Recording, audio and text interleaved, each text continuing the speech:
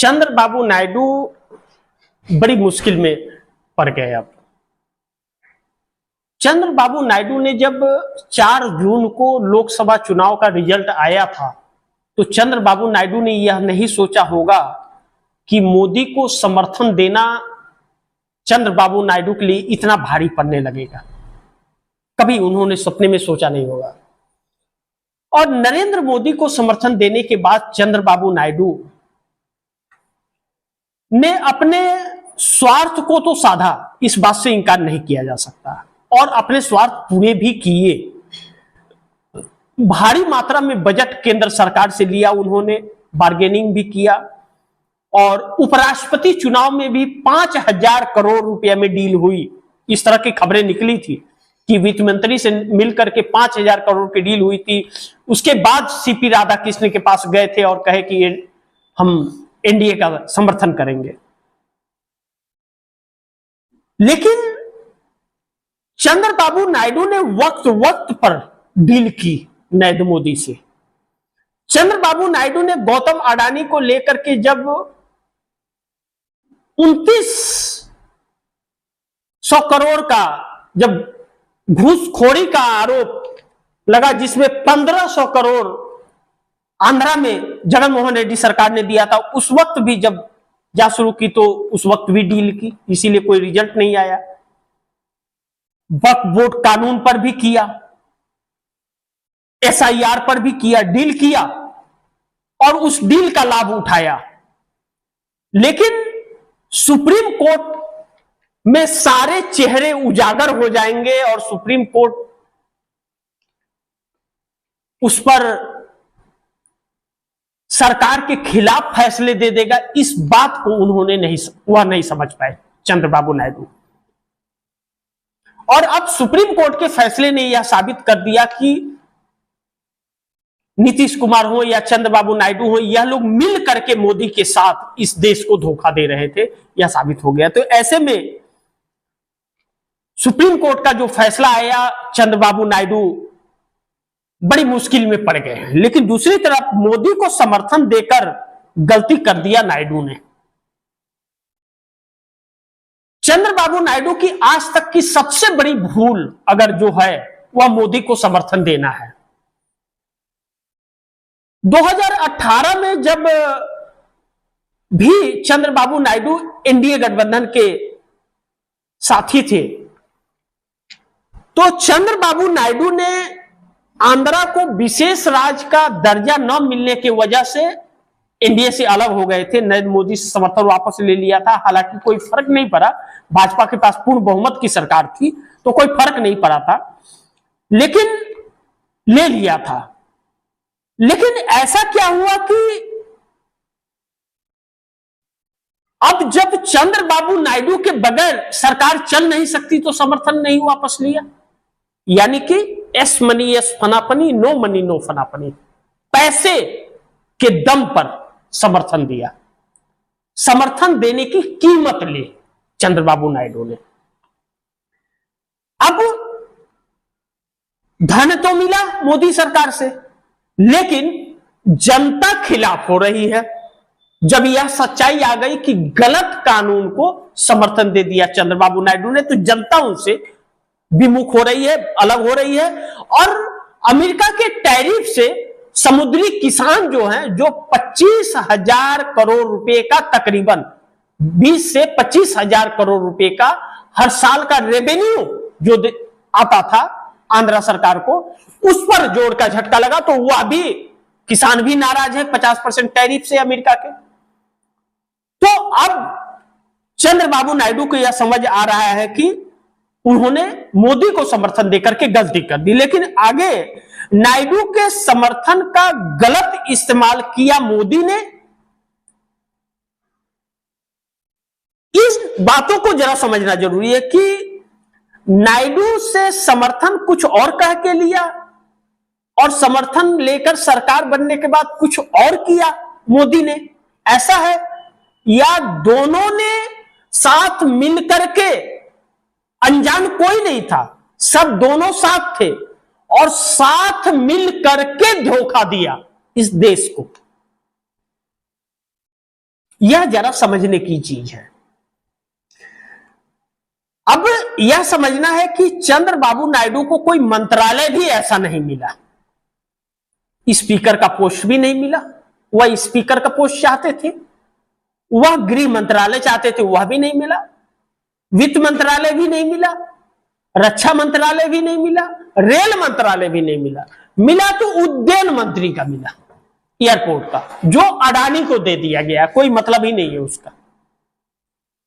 तो चंद्रबाबू नायडू ने बार्गेनिंग पैसों के लिए किया, तो नरेंद्र मोदी ने उनका इस्तेमाल किया। पैसा लेते गए और इस्तेमाल होते गए। मोदी को सत्ता चाहिए था और नायडू को पैसा चाहिए था। मोदी को सत्ता चाहिए था और नायडू को पैसा चाहिए था, और सरकार चल रही थी और दोनों बराबर चल रही थी। सत्ता मोदी के हाथ में था, चल रहा है, और नायडू को पैसा मिल रहा है। तो ऐसे में नरेंद्र मोदी ने इस्तेमाल किया नहीं, नायडू इस्तेमाल हुए पैसे की लालच में। लेकिन आगे चंद्रबाबू नायडू मोदी के खेल को समझ नहीं पाए। यह एक बड़ी महत्वपूर्ण है कि क्या चंद्रबाबू नायडू इस बात को नहीं समझ पाए कि जो मोदी को मैं समर्थन दे रहा हूं और हमारे ही समर्थन से मोदी सरकार में सत्ता पर हैं, वह हम ही को खा जाएंगे, या उनकी नीयत क्या है इसके पीछे? लालकृष्ण आडवाणी या अटल बिहारी वाजपेयी तो नहीं है। तो नीतीश कुमार की पार्टी को जब खा गए तो अगला नंबर चंद्रबाबू नायडू का ही है, और नरेंद्र मोदी ने वह काम बखूबी निभाया। नीतीश कुमार को पूरी तरह से खत्म किया, उनके लोगों को अपनी गोद में बिठा लिया। अब वह मोदी का गुणगान गाते हैं, नीतीश का नहीं, और नीतीश को कोई पूछने वाला नहीं रह गया, और नीतीश को मीडिया के सामने आने नहीं दिया जाता। आते जाते दिखते तो हैं, मुंह डोलाते दिखते तो हैं, पेट सुहराते दिखते तो हैं, लेकिन कुछ बोल नहीं पाते हैं। दो चंगू मंगू भाजपा ने उनके अगल बगल में बिठा दिया है, दो डिप्टी सीएम। अब ऐसे में बड़ी महत्वपूर्ण यह है कि चंद्रबाबू नायडू ने यह नहीं सोचा था कि मोदी एनडीए की सरकार के मुखिया बनकर के वह भाजपा के और अपने एजेंडे को लेकर के जाएंगे। मोदी भाजपा के एजेंडे को लेकर के नहीं जा रहे हैं, और ना आरएसएस के एजेंडे को। मोदी अपने एजेंडे को लेकर के जा रहे हैं, खुद के एजेंडे को, और उनका खुद का एजेंडा है कि अपना काम बनता तो भाड़ में जाए जनता, मतलब अपनी कुर्सी बची रहनी चाहिए, बाकी पूरी दुनिया को, पूरे देश को आग लग जाए, उससे कोई मतलब नहीं है। इस बात को चंद्रबाबू नायडू नहीं समझ पाए। अब दूसरी तरफ प्रधानमंत्री मोदी ने चंद्रबाबू नायडू का इस्तेमाल पूरा किया। अब जब नीतीश कुमार को पूरी तरह से खा गए मोदी, उनकी पार्टी को, और बाकी एनडीए गठबंधन के जो थे, चाहे एकनाथ शिंदे हो, मोदी को छोड़ करके कहीं जा नहीं सकते, जगनमोहन रेड्डी पर डंडा चला करके साथ ले लेंगे, जो उपराष्ट्रपति चुनाव में दिखा, नवीन पटनायक को भी डंडा बजा करके साथ ले लेंगे, चिराग पासवान हिल नहीं सकते, हिम्मत नहीं है उतने उनके अंदर, कहे कुछ भी, जीतन राम मांझी भाग नहीं सकते, जयंत चौधरी या अनुप्रिया पटेल कहीं जा नहीं सकती, नीतीश कुमार को खा ही गए हैं, तो अगला नंबर चंद्रबाबू नायडू का। और चंद्रबाबू नायडू को खाने के लिए, घोटने के लिए कदम बढ़ा चुके हैं। तो इस्तेमाल किया चंद्रबाबू नायडू का सत्ता मजबूती के लिए, और उसके बाद डसने के लिए निकल पड़े हैं। पूरा भरपूर इस्तेमाल करके सबको डंडा बजा के अपने साथ खड़ा कर लिया। अब चंद्रबाबू नायडू अगर साथ छोड़ भी देते हैं मोदी का 16 सांसदों के साथ, तो भी मोदी की सरकार नहीं गिरेगी। 293 सीटें हैं, तो भी 272 का आंकड़ा मोदी के पास रहेगा। तो अब मोदी सरकार गिराने के लिए नायडू और नीतीश का एक होना जरूरी है, और जब एक होना जरूरी है तो नीतीश को बिहार चुनाव जीतना जरूरी है, तभी वह 12 सांसद उनके साथ आएंगे, अन्यथा नहीं आएंगे। यानी कि बिहार चुनाव का इंतजार है और उसी बिहार चुनाव को किसी भी कीमत पर जीतने के लिए चुनाव आयोग का इस्तेमाल एसआईआर के द्वारा किया जा रहा है कि विपक्ष के वोट को काट दो। तो इस्तेमाल किया पूरा पावर का। दूसरा, चुनाव चोरी में नायडू बराबर के साझीदार। अब कहा यह भी जा रहा है कि आंध्र प्रदेश के अंदर भी वोट चोरी हुई है, ऐसी कई बार बातें निकल करके आई है। अब जब वोट चोरी वहां भी हुई है और देश में भी हो रहा है, तो अपने पर जब बात आई तो दर्द हो रहा है चंद्रबाबू नायडू को। इसके पहले दर्द नहीं हो रहा था।